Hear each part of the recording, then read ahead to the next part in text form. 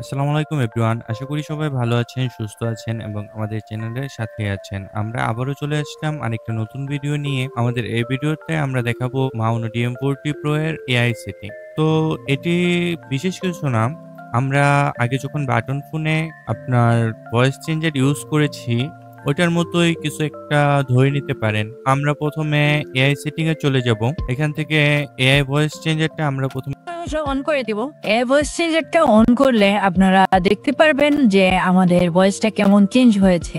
আমি অ্যাকচুয়ালি আমার ভয়েসটা শুনতে পাচ্ছি না, তাই আপনাদেরকে বলতেও পারছি না যে আমার অ্যাকচুয়াল ভয়েসটা কেমন হচ্ছে। তো আমি আমার ভয়েসটা যদি শুনতে পাই, এই জন্য হেয়ার সেলসটা আমি অন করে দিলাম। তারপরে আপনারা দেখতে পাচ্ছেন যে আমার ভয়েসটা অ্যাকচুয়ালি কেমন শোনা যাচ্ছে।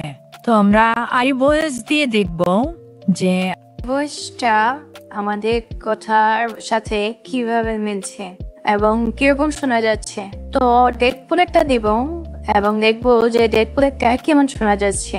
ডেডপুল একটা আপনারা এরকম শুনতে পাবেন, বাট এখানে আপনার এআই ভয়েসে একটা জিনিস আছে, যেটা হচ্ছে আপনি যখন এআই ভয়েসটা অন করবেন আপনার নয়েজ ক্যান্সেলেশনটা অফ হয়ে যাবে এবং আপনার ব্যাকগ্রাউন্ডের যে নয়েজটা থাকবে আপনার মাইক্রোফোনটা ওটা ক্যাপচার করবে। আপনারা ট্রাই করবেন যত বেশি সম্ভব আপনাদের মাইক্রোফোনের গেইনটা কমিয়ে রাখার। তো আমরা স্পাইসভাবে ভয়েসে একটু যাব এবং দেখবো যে ওর ভয়েসটা আমরা কিরকম শুনতে পাই। তো আমরা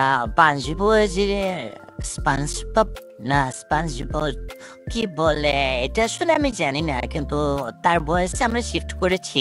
আমিও ছোটবেলায় এই কার্টুনটা অনেক দেখেছি, বাট নামটা শিউলে আমার মনে পড়ছে না। তার ভয়েসটা অনেকটাই ফানি টাইপ অ্যাকচুয়ালি।